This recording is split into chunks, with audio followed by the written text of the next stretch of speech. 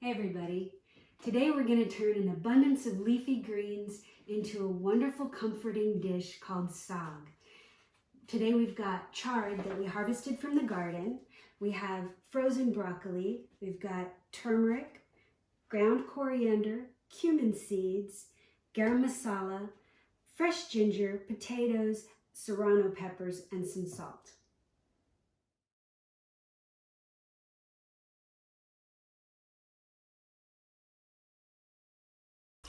Wash your greens, and your greens can be a mixture of anything like arugula, mustard, spinach, kale, and like we're using chard. I was 3 ounces shy of 2 pounds, so I went down to the garden and I harvested some arugula, some beet greens, some parsley, a little bit of lettuce.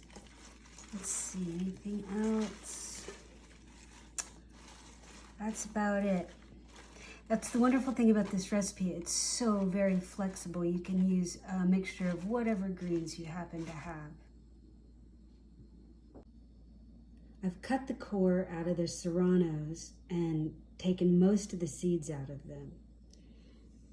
And now I'm slicing some ginger that I peeled against the grain. You see how this has a grain going like this, and I want to sever those hairs in thin slices. We have about a 1/4 cup of slices of fresh ginger. All right, we've got, wait, hold on, I don't remember how much we have. A pound? Right, okay. We'll use up to 1/2 cup of water in this recipe. We'll start now with a 1/4 cup.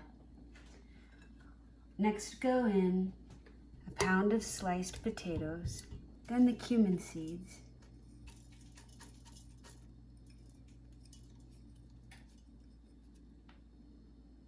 and then the serrano peppers, broccoli, pound of broccoli, the ground coriander, some of the mixed greens, turmeric, more of the mixed greens,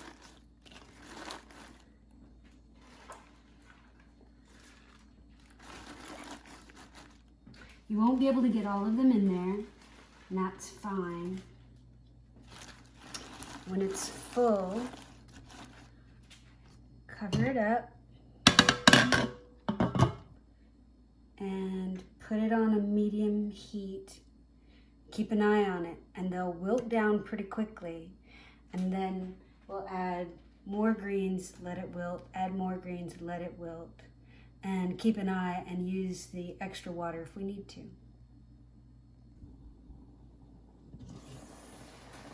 The greens have cooked down significantly.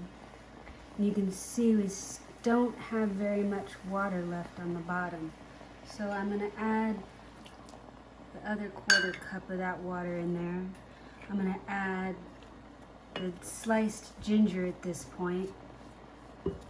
I also have added it earlier in the process before to where it goes in right before or right after the potatoes, but this works just as well. Then I'm going to add the salt. It's about a teaspoon of salt. It may require up to another 1/2 teaspoon, but that'll be at your discretion. Next, I'm going to add more of the greens.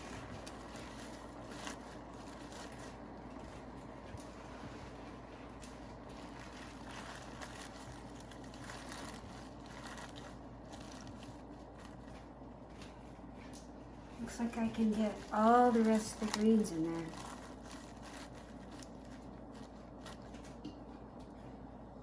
Cover it and cook that down.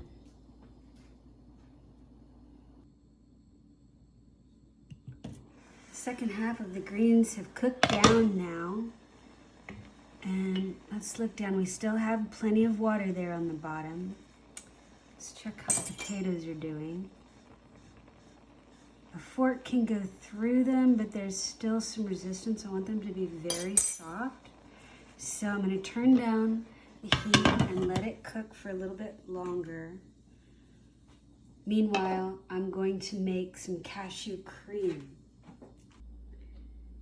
So we're going to replace what traditionally is dairy cream with cashew cream.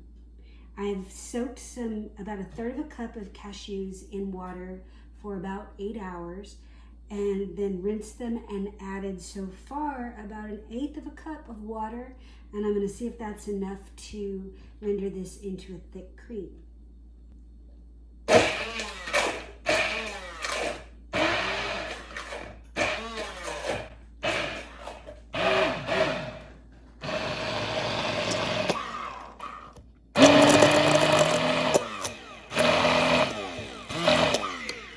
Starting to get there, but it's still going to be grainy. So I'm going to put a little bit more water in it because I want it to be really smooth. But I don't want to have too much water. If I made this in a larger batch, that would make it easier, and then just save some for other things.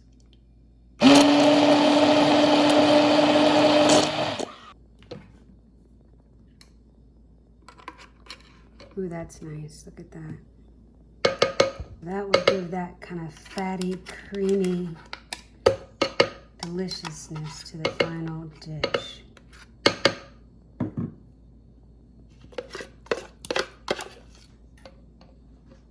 Yum. All right, we're done with the cashew cream. Let's see how this is doing. The greens have reduced significantly. Still a little bit of water. The potatoes are very tender. This is perfect. I'm going to turn it off, take it off the heat.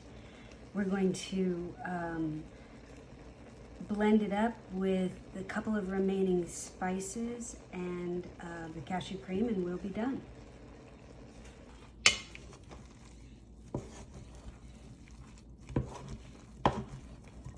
Stirring it up, getting anything that's kind of stuck on the bottom, like these potatoes are a little bit stuck but not burnt. Using a wooden tool helps to dislodge the stuck bits. It's very warm in there, so be careful with that steam. All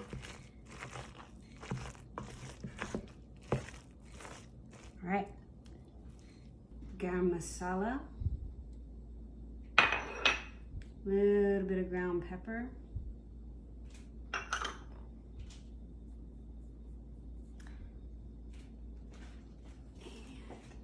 And blend it up.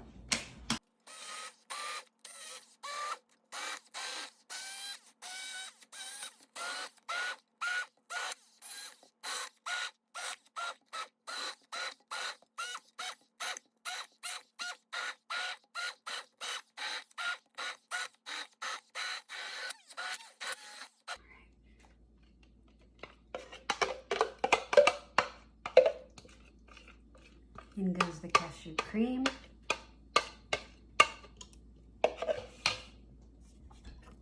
And watch how it changes color.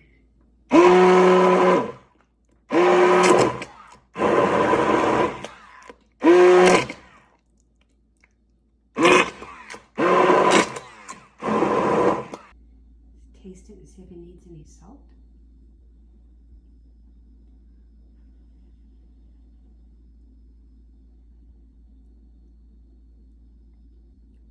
Definitely need salt.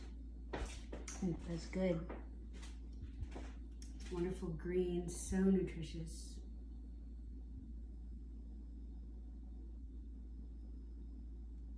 Putting 1/2 teaspoon in, total is 1.5 teaspoons.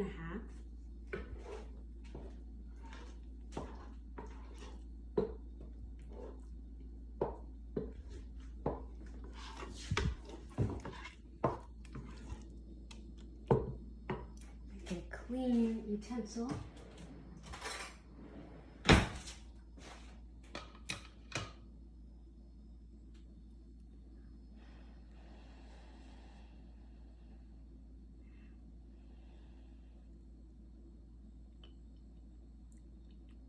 That's good. That's really good. You can serve your saag with rice, like the herbed vegetable rice here, or with flatbread like naan. This recipe makes about 2 quarts, so you may want to freeze some to eat when the greens are less plentiful. I hope you enjoyed this recipe. Thanks for watching.